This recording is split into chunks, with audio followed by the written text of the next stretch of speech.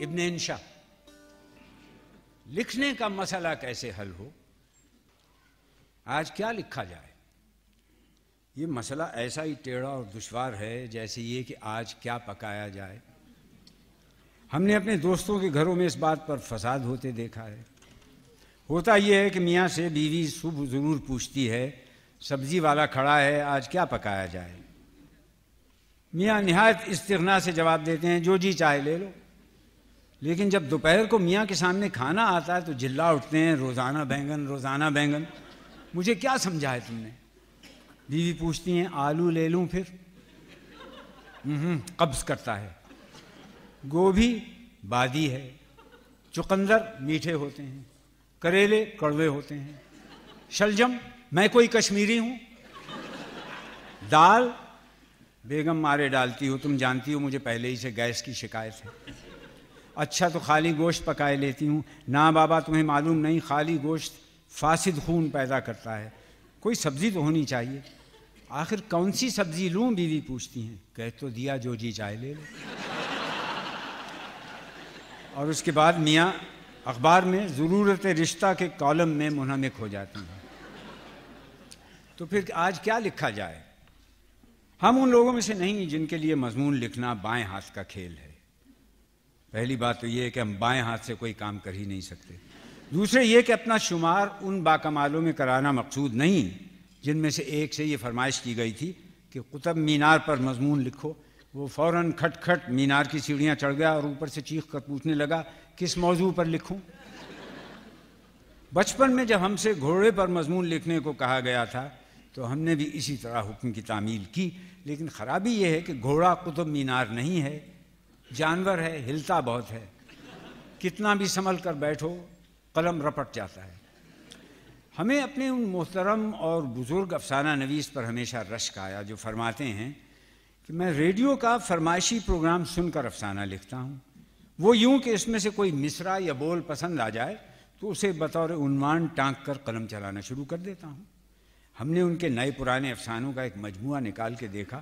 فہرست مضمون کچھ یوں چلتی تھی: نمبر 1 اس دل کے ٹکڑے ہزار ہوئے، نمبر 2 میرا کوئی نہیں ہے تیرے سوا، نمبر 3 یہ شام کی تنہائیاں، نمبر 4 پریتم آن ملو، نمبر 5 لال دوپٹہ ململ کا، نمبر 6 جب پیار کیا تو ڈرنا کیا۔ ان کی بات اور ہے، وہ ہماری طرح معمولی ادیب نہیں بلکہ مصور جذبات ہیں، اور پبلشروں میں ان کی کتابوں کی اتنی مانگ ہے کہ بالعموم 2-4 کتابیں ایک ساتھ شروع کرتے ہیں۔ کمروں میں چاروں کونوں میں ایک ایک میز بچھی ہے اور ہر ایک پر ایک کاپی، قلم دوات، سیاہی چوس وغیرہ دھرا ہے۔ طبیعت میں گرمی آئی تو ناول فاتح دمشق والی میز پر جا بیٹھے، اور اگر رومان انگیز ٹھنڈی ٹھنڈی ہوا چل رہی ہو تو بیمار محبت والی میز پر چلے گئے۔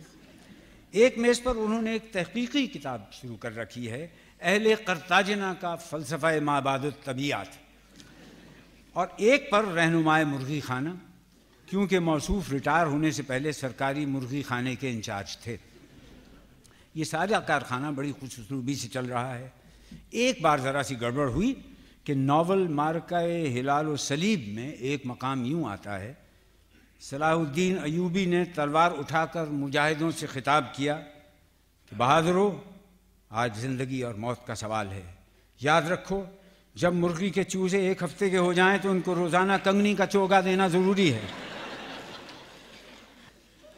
جب قارئین کرام کے شکایتی خط آئے تو مصور جذبات نے تحقیقات کی، معلوم ہوا قصور ان کا نہ تھا، کمرہ صاف کرنے والے نوکر کا تھا، جس نے بے سوچے سمجھے ایک میز کی کاپی اٹھا کر دوسری میز پر رکھ دی۔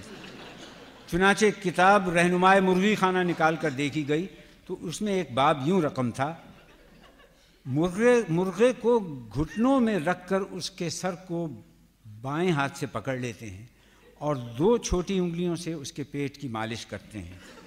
ایسا کرنا بہت ضروری ہے، ورنہ یہ عیسائی طاقتیں مل کر اسلام کا نام و نشان دنیا سے مٹا دیں گی۔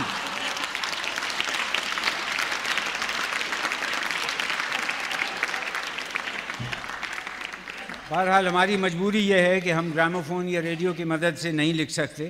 اس کا مطلب یہ نہیں کہ ریڈیو سراسر بیکار چیز ہے۔ ہم تو حیران ہیں کہ جب ریڈیو پاکستان اور ریڈیو سیلان وغیرہ نہیں تھے اور فرمائشی پروگرام نہ ہوتے تھے تو لوگ اپنے بچوں کے نام کیسے رکھتے تھے؟